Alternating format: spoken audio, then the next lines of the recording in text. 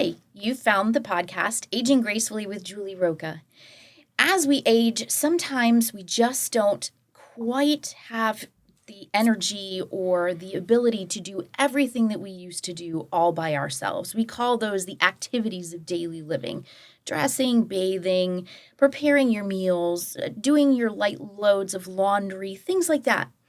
And so we have these wonderful angels that can show up in your home with wonderful home care companies.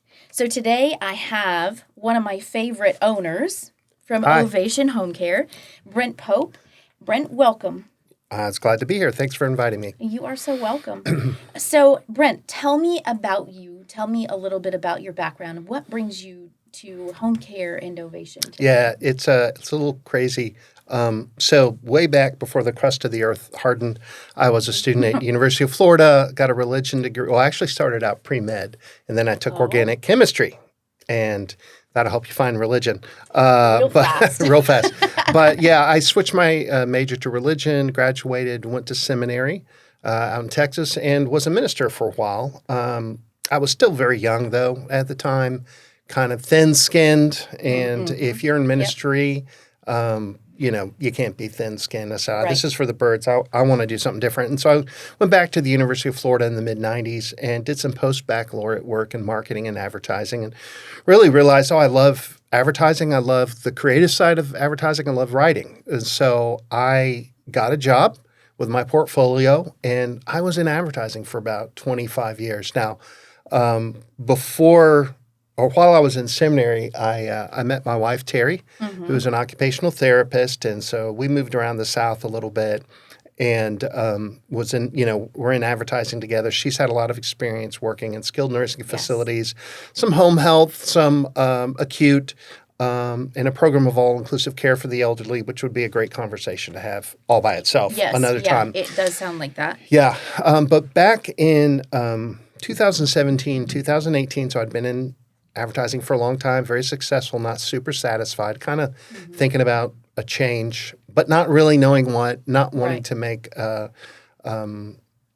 just too much of an impulsive decision. Yeah. My mom had come to live with us. Now, my mom had some heart issues, she had some lung issues, and she had some age-related dementia. So not full-blown Alzheimer's, but really forgetful, doing some unsafe things.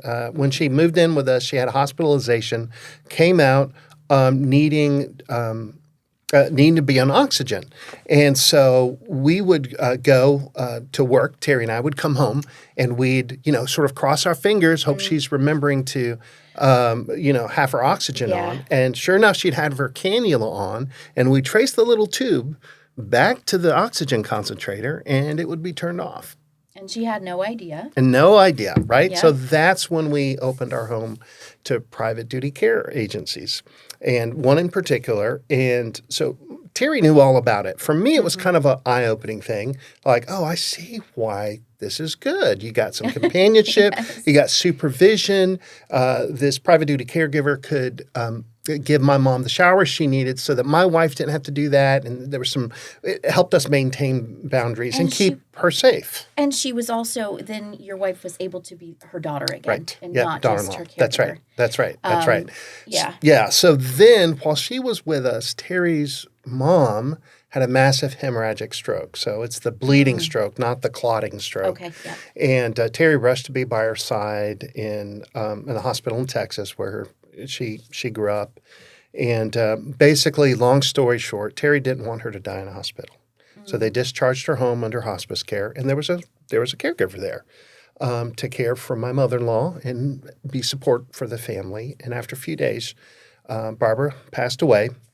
And after the memorial service, Terry and I spoke, and I knew that I wanted to do something different and more significant with the rest of my working days. And we decided together to start a business, and that it would be a private duty care business because of our own experience with it. Yeah. But, my background in ministry and marketing gave me sort of a business side of things. And with her as an occupational therapist and what she does, really knows how to help people age in place. So we made that decision.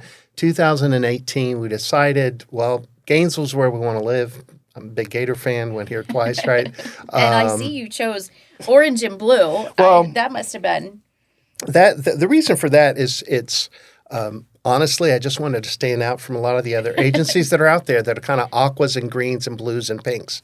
So we wanted to stand out, and it also captures the spirit of what we're trying to do, which is that life is meant to be lived and embraced and enjoyed. So, right, you've got to have safety in place. That's right to think about that. But we're not just managing safety. It ought to be, life should be lived to the utmost as long as you can. And that's kind of what we do. Yeah, So, I love that you said that because Yeah. I was just having a conversation this morning with someone about that who's just so concerned about everything that their mom is doing. And I said, you've got to let her live a Yeah. little. Yeah. And yes, something may happen. Right. But those are her choices too. So, so I'm going to jump right in with one of the biggest questions that I get asked, and I feel like you do too. Yes. I get phone calls and people say, well, they have Medicare, Right. so that should cover it, right? Yeah, you asked me to think about some questions that I get. I get this constantly. Well, does Medicare cover this? Or does my Blue Cross Blue Shield cover this? And the short answer is no. Yeah. All right. Now, let me unpack that just a little bit because there are some Medicare Advantage plans, which I don't want to go off on those. Right, yeah. Don't particularly think they're best, but, I'm not an insurance expert. But there are a few Medicare Advantage plans out there that have put home health aid services as part of the benefits, but it's going to be very limited. It's going to be short term. And if you really need private duty care, it's not going to be all that you need. Yeah, So the short answer is no, your health insurance will not cover this because health insurance covers things that are ordered by a healthcare provider, like a doctor, your physician, your NP. Right. And so that's why they aren't. These are private pay services, essentially. I will say, if you have a long-term care insurance That was my next policy, question. so if you have a long-term care insurance policy, chances are, there's a 99.9% chance these services will be covered. And the only reason I don't say 100% chance is because way back in the day, there was such a thing as a nursing home policy, and that was specifically for paying for a spot at a nursing home. So we're not going to no home care no, not of that. Right. But all the others, it's like if you have a long-term care policy and you want to age in place, it can help pay for home health aid services at home. As you know, I know you're very, very familiar with it, can help pay for assisted living facility. And it could help you pay for a nursing home if you wanted to private pay and you wanted to be at a certain nursing home. They would. Yeah. So, the long and short of it is your health insurance policy won't pay for this. Little exception. Yes, but so it's kind of hard to find that. It's almost very much. I'm going to haystack. tell you, the very first client we ever had a supplemental major medical policy that paid for 100 days of home health aid services during the policy period.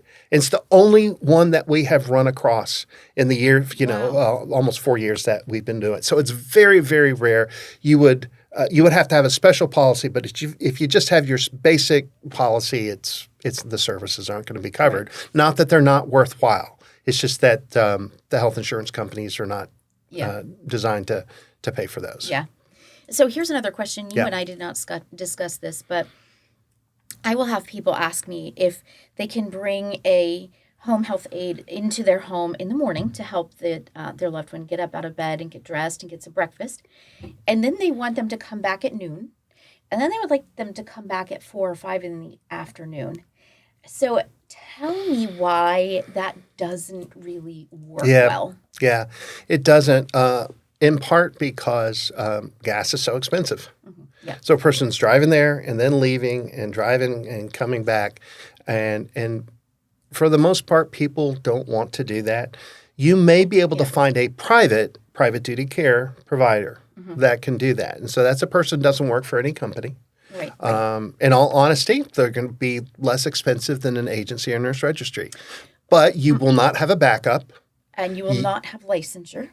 You won't have their licensure. You'll have to check their own, if they have a bond, if they have liability insurance, you're going to have to do your own background screening on them. Yep. You're going to have there's some tax implications, with this person being like a household employee. You're going to have to issue some tax documentation to them. Thought about And that. at the end of the year, yep. So it's just not practical. Most of the agencies in this area have a 4-hour minimum shift, and I think there's one that has a 3-hour out there.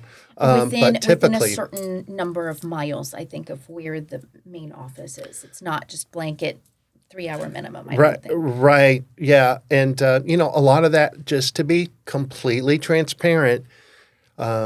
If you live in a more rural location, it is harder to find caregivers that are willing to go out there for that short period of time. So you're looking at an 8, 10, 12-hour shift. You get people more willing to do that. It's just kind of the reality of the situation. That is the reality. And because there's not that many of those caregivers that live out there. And if they do, when they come on board with us, they know they're going to have to drive to a metropolitan area, whether it's Ocala, where we serve here in Gainesville. They know they're going to have to drive, but most of our caregivers live in Ocala or in Gainesville, and they live there, so they don't have to drive 25 miles one direction to go serve a client. So it's just practically impractical. Yeah, that is exactly right. So tell me, there's also some expectations sometimes that I see that people have when they bring home care in, and they'll call me and they'll say, "Well, I was expecting this, and they told me they can't do that." Yeah. So lay out some of those expectations. Managing expectations, super important. The next question I get a lot is, well, can your caregivers do, fill in the blank? And you began to, at the top of this conversation, you mentioned a few things, ADLs. ADL stands for Activities of Daily Living. It's actually things like bathing, grooming, dressing, toileting, incontinence cleanup, transfers from bed to wheelchair, bed to walker, wheelchair to couch, things like that. So those are your ADLs that we do. Then there's the IADLs, which are Instrumental Activities of Daily Living. It's all those things that aren't actually personal care. It's not hands-on. Right. It's meal preparation and cleanup. It is laundry, changing out the linens, doing a little light housekeeping, running errands. Somebody's got to get the garbage out to the curb. Yeah, Somebody's got to get the mail in, and if you have limited mobility, then you need somebody to do that, and that is an IADL. So people will ask things. Well, can your caregiver go run an errand? Can your caregiver make breakfast? Can you? So yes. So the things our caregivers do, without getting into too much details about the operations of our organization. All our caregivers are either home health aides or CNAs, which means they can do personal care. That's hands-on care. So some of the things I mentioned, it also means things like if you need your catheter bag emptied, we can do that. If you have an ostomy bag, we can do that. You're skilled to do that, which is great. Right. But there are things that we are not allowed to do. Yes. And so here's some things that you might want to know. We cannot clip nails. Yep. The state of Florida won't let us. There's so many things, Julie, that a family can do, but an agency cannot do. So if you want to clip your loved one's nails, you go ahead. That's fine. But we're not allowed to do that, and it's there for the protection of the client, of the patient. Someone who has any kind of neuropathy, peripheral neuropathy from diabetes or something, you could actually clip it. You could cause an injury. They wouldn't be able to feel it. It could get infected, and before you know, they're having to lose a toe. Exactly. So that's there for their protection. Some other surprising things. Let's say you have a loved one that comes home to the hospital or rehab, and they have a wound, right? And they've got a wound and bandages on there. We cannot take that bandage off and put one back on. Right. Because the way the state of Florida looks at it is once you do it, you have to be skilled enough as like a skilled nurse, wound care nurse, to be able to stage that, be able to determine if it's improving, it's infected, whatever, right? Right. So all that we're allowed to do is reinforce the edges of it. For instance, if you want to get in the shower, put some, waterproof tape around the edge so that the wound actually doesn't get wet. So we can only reinforce it. Oh, I didn't even know you could reinforce Yeah, it. we can reinforce it, but that's the limit of it. Another thing is we can't administer medications. So, I'm not even talking about narcotics or opioids or anything like that. I'm talking any kind of medication. We can't put it in a person's mouth. Now, under a license with the proper training, someone can do assistance with self-administration of medication. But let me just give you an example of a difference between that. If you needed my help and I were to squeeze eye drops in your eyes, that's administration of medication. It is. Right? Yes. Yeah. So also, the now, diabetic pens. Yeah. Your people can't touch those. Right. But with that same eye drops, if your hand is just maybe you have a essential tremors disorder or Parkinson's or you're just weak, I can help steady while you squeeze. So that's assistance with self-administration. So it's very limited. If there's a PRN medication, we cannot help with that at all. We can do reminders. Hey, it's time for your noon pill. It's time for your 8 p.m. pill. But we're not supposed to touch them. All right? And then PRN, we're not at all. Not at all. So that can be very frustrating for someone who has asked us to come in and help, say their loved ones on hospice, and there are some PRN medications, and they want to be able to go out and know that their loved one is in good hands, and they will be in good hands. But we just can't do those things. We've had clients that have like enteral feeding, where you're supposed to put a bolus or some sort of mixture in there. We're not allowed to do that. We can't do it. Again, the family's allowed to do it. They'll send someone to train the family to do that, and it's okay for the family to do it. It's just not okay for us. So that's, starting off a case where the expectations are clear on what we can and can't do. That's great. Really helpful. I think that's very helpful. And I get people sometimes that'll say, well, if I'm going to be paying them this money, I would assume that they should be scrubbing the floors and making sure that the bathtubs are gleaming. And I said, no, it's light housekeeping. And it's not them fixing gourmet meals typically either. It's it's making sure that they're getting nutritional foods and things like that. Yeah. So light housekeeping, I'll just say about this. Our caregivers take a lot of pride in what they do. And we have some really hardworking caregivers. They do. But and I respect this, they don't want to be seen as a maid. There are people that do maid services, right? So they're CNAs, they're home health aides. CNAs are certified nursing assistants. And so they'll do light housekeeping. The purpose of that, there's a therapeutic purpose for that. It is to keep the area clean and hygienic, clutter-free, where the client exists and lives. That is what we're trying to do. So if the client goes from the master bedroom to the living room to the kitchen to the bathroom, we're going to keep those places cleaned up. But if somebody has a second and third bedroom, and we're not going to be on our hands and knees scrubbing the baseboards. That's a different type of service. Yes. Right? Thank you for clarifying and typically that. We don't go out in the yard and do things in the yard. But we've gone on and swept a porch when we know our client exits to go on the porch to take a walk, right? Because that is helping. It's the same idea. Yeah, it's keeping that area safe for the client. Yeah. So. I like that conversation a lot because I get asked that regularly, and people will already have hired a home care company, and they're surprised by that. They say, "Well, I am paying a good amount of money. Why aren't they cleaning the whole house?" Yeah. So another thing that you guys require of your workers is that they stay awake and alert. Yes. Right? That is an expectation that we can expect. Yes. I had a call in the last week or so, and a family friend had gone in to check on the loved one, and the loved one was a fall risk, and the loved one was very alert, but the home care representative was fast asleep right beside them. Was this during the day? This was during the day. During the day. Okay. Midday. Okay. So my friend was just amazed that, again, the family is paying this money and to try to keep their loved one safe. And here they are snoozing. But she felt bad. So she said, I don't know. Should I call the company Yes. that they represent? Yes. Yes. So I wanted to ask you, if you walk in and you approach a caregiver that is fast asleep beside your loved one, or, you see that they're constantly in the other room. One time I had a complaint. They were in the other room from the loved one, watching TV and on their phone. Yeah. That's not what you're Yeah. hiring. Anything you have concern about, you should call the agency. The agency should want to know that. Yeah. One of the things that we do is, we have a care coordinator, super experienced CNA, and she makes the introductions with our caregivers and their clients, and goes over the care plan, briefs the caregiver, makes sure the caregiver's trained, knows what he or she is doing, and then we'll come back every couple of weeks, right?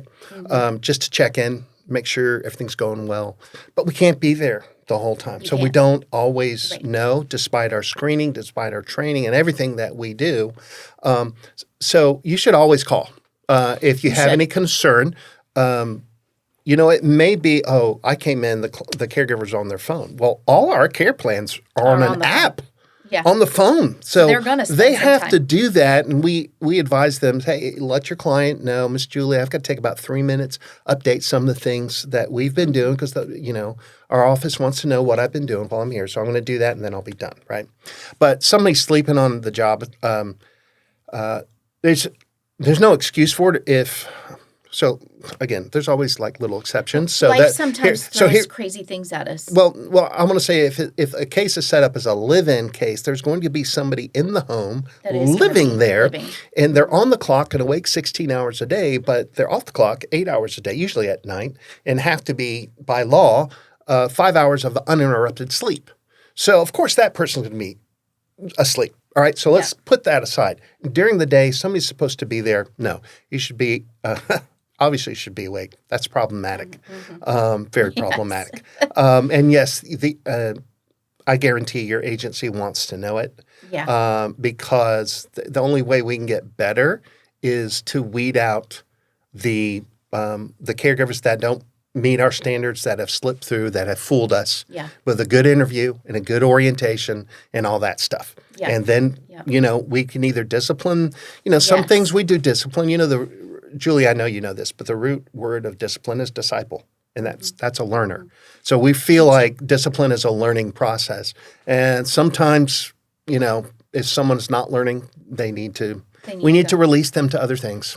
But sometimes you do need to take that time to train them, especially if you've got a great worker. For the most part, every once in a while, there could be an imperfection, but again, the employer does want to know. Yeah, and I love doing that. I love coaching people, helping them have a perspective that helps them to look. Anything that works for us, I want many doors of opportunity to open to them, and I want them to be better prepared and able to have a positive influence wherever they are. Yeah. So that excites me. Yeah, me too.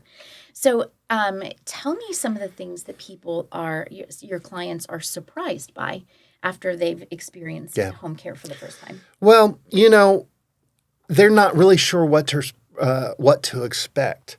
And so I think they sort of expect it to be adequate, but then sometimes when there's a great caregiver fit, they're just like, oh my gosh, my mom loves this person. My dad just loves this person. He's more concerned about his caregiver than he is about us, and it's just magic. And it really is a matter of caregiver fit. I've got some great caregivers that, I've got this one who, if she can't work the shift that day, that family doesn't want her replaced. They just love her that much. And that same caregiver might go work on this other case one day and just it's a personality, it doesn't work and they don't want her to come back. So it just depends. And what I try to tell people, speaking of expectations, I think compassionate companionship is really important. It's at the top of the list for everything we do. You want there to be good rapport between your caregiver and your client. So I always say it's not always love at first sight. So give it 3 or 4 days. And if it's really just, water and oil and not going to work, then we can work on restaffing. But I do Yeah. want 3 Yeah. or 4 days just to see how it works out. Speaking of 3 or 4 days, Yeah. I wanted to bring this up because I see this in my industry every day when I'm placing people in assisted livings. I think if the family can afford it, I call it kind of a white glove entry into assisted Yeah. living. I love for them to bring a home health aide to come and kind of come alongside, especially when that resident is entering into memory care, Yeah. so that they can help them to get to all of the fun things. They can help them to figure out where their things are in the bathroom and in the bedrooms Yeah. and help them to just That's good. really settle in. Yeah. Have you seen that to be as great We- as I have seen it to be? We have done that. It's a helpful transition. And I would say, and Julie, I know you do ALF placement. Sometimes you have a facility where the person wants to get in, but they don't have an opening right now. Right. So, one thing I like to suggest is, if it's a matter of safety, go ahead and get a home care agency involved Yes. Yeah. for the few weeks that you have to. So you keep this person safe until that slot opens up, till the unit opens up, And that's because you can help yeah. prevent the fall that leads to an injury, that leads you to the hospital, that leads you to rehab, which leads to further cognitive decline and makes things worse, right? So we can kind of be that safety net. If you can do that, then once you go in, you have a little transition period, and now that person is kind of getting oriented. It's almost like it's like an orientation week. And you're doing it at that point with a friend. Yeah. Right. So Yeah. they So consider that's their that's home care. ideal. That's ideal. That is ideal. I Yeah. love it when that comes together. Yeah. That is ideal. But even like, for example, memory care, the staffing ratio is better than general assisted living, but it's still not going to be 1-to-1. And it's a new environment. If you have cognitive issues, that's going to be a problem. So having someone there is like, hey, it's time for activities, or it's time to eat. Let's go to the dining room. Hey, remember we saw this morning, and it really all those just kind of helps things. them to get those coping mechanisms in place. It's so easy for you and I in a new environment to get those coping mechanisms in place. It's much harder for someone living with any kind of cognitive disorder. Actually, I see it a lot even on the assisted living side, not just memory care, that they benefit as well from having that kind of friend to say, hey, come along, let's go do these things, let's meet new people. Yeah. So I love it when that gets to happen. Well, I have really enjoyed our conversation today, Good. Brent. Me too. And if people would like to get in touch with you, I will leave your contact information in the YouTube description.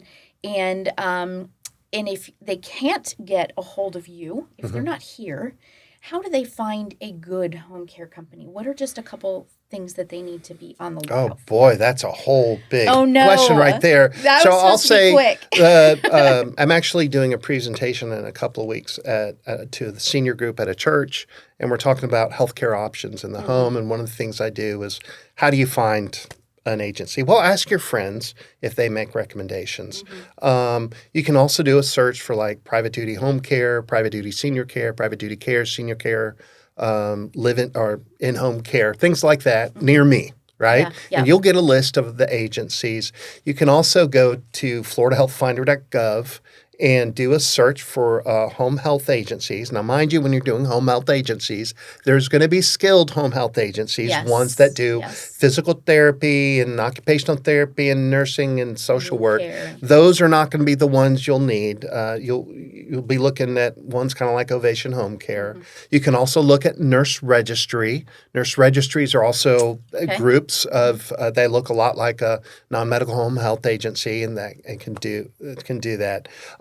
But definitely when you're talking with them, are you licensed? And when you get a name, go to sunbiz.org and see if they're even listed as a company. I think you and I, Julie, have in recent months have seen some people come through some of the networking events we're part, and they tell us the name of their company. I looked them up. They're not on sunbiz.org, let alone on the Florida Health Finder, which means they have not gone through the Agency for Healthcare Administration licensing Oh, wow. procedures, which are very, very rigorous. So you want to see that. You want to see a copy of the license. You know, if they say they got liability insurance, I have a notebook. I've got a notebook that shows you a copy of our liability, our bonding, our license, all that, because I want to kind of back up what I'm saying. So do that homework. Find Okay. out. Google reviews are fine. You know, sometimes you'll get a Yeah. disgruntled employee that you had to let go because they didn't meet your standards. I was going But to say, yeah, most people that take the time to write Google reviews, unfortunately, they're unhappy, and that's why yeah, they did it. yeah, So I yeah, don't always go by that. But thank you so much again yeah. Of for course. all that you've shared with us today. And if you have not liked our page yet or subscribed to our page yet, I would love it if you would do that. And please share this information with those that might need it. All right. Thanks, Brent. Mhm.